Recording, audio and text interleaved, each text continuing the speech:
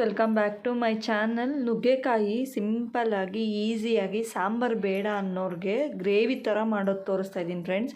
ಯಾರೆಲ್ಲ first time ನನ್ನ channel ನೋಡ್ತಿದ್ದೀರಾ ಅವ್ರು ಪ್ಲೀಸ್ ಸಬ್ಸ್ಕ್ರೈಬ್ ಮಾಡ್ಕೊಳ್ಳಿ. ಹಾಗೆಯೇ ಪಕ್ಕದಲ್ಲಿರೋ ಬೆಲ್ ಬಟನ್ನ ಕ್ಲಿಕ್ ಮಾಡಿ ನಾನು ಹಾಕೋಂಥ ವೀಡಿಯೋಸ್ ನಿಮಗೆ ಬರುತ್ತೆ. ಎಷ್ಟು ಈಸಿ ಗ್ರೇವಿ ಮಾಡ್ಕೊಳ್ಳೋದು ಅಂದರೆ ನೀವು ತುಂಬ ಅಡುಗೆ ಮಾಡೋಕ್ಕೆ ಬರೋದಿಲ್ಲ ಅನ್ನೋರು ಕೂಡ ಮಾಡ್ಕೋಬೋದು. ಈಗ ಒಂದು ಬಾಣಲಿಯಲ್ಲಿ ಎಣ್ಣೆ, ಸಾಸಿವೆ, ಕರ್ಬೇವಿನ ಸೊಪ್ಪು, ಈರುಳ್ಳಿ ಹಾಕಿ ಫ್ರೈ ಮಾಡ್ಕೊಂಡಿದ್ದೀನಿ. ಹಾಗೆಯೇ ಒಂದು ಟೊಮೆಟೊ ಕೂಡ ಹಾಕಿದ್ದೀನಿ. ಧನಿಯಾ ಪುಡಿ, ಖಾರದ ಪುಡಿ, ಅರಿಶಿನ ಪುಡಿ ಇಷ್ಟನ್ನು ನಾನು ಎಷ್ಟು ಖಾರ ಬೇಕೋ ಅಷ್ಟು ನೀವು ಹಾಕ್ಕೊಳ್ಳಿ. ನಾನು 1.5 ಸ್ಪೂನ್ ಖಾರದ ಪುಡಿ, 3/4 ಸ್ಪೂನ್ ಧನಿಯಾ ಪುಡಿ, 1/4 ಸ್ಪೂನ್ ಅರಿಶಿನ ಪುಡಿ ಹಾಕ್ಕೊಂಡಿದ್ದೀನಿ. ಇದನ್ನು ಚೆನ್ನಾಗಿ ಫ್ರೈ ಮಾಡ್ಕೊತೀನಿ. ಕಡಿಮೆ, ಯಾವಾಗಲೂ ಅಷ್ಟೇ ಫ್ರೆಂಡ್ಸ್, ಕಡಿಮೆ ಉರಿಯಲ್ಲೇ ಇಟ್ಕೊಳ್ಳಿ ನೀವು. ಯಾಕಂದರೆ ಫ್ರೈ ಜಾಸ್ತಿ ಇಟ್ಕೊಂಡ್ರೆ ಮಸಾಲೆ ಎಲ್ಲ ಸೀದೋಗಿ ವಾಸನೆ ಬರುತ್ತೆ ಮತ್ತು ತಿನ್ನೋದಕ್ಕಾಗೋದಿಲ್ಲ. ಈಗ ಏನು ನಾನು ಬೇಯಿಸಿ ಸಪ್ರೇಟ್ ಕಟ್ ಮಾಡಿ ಇಟ್ಕೊಂಡಿದ್ದೆ ನುಗ್ಗೆಕಾಯಿ, ಆ ನುಗ್ಗೆಕಾಯಿ ಹಾಕಿ ಚೆನ್ನಾಗಿ ಕೈ ಆಡಿಸ್ಕೊತೀನಿ.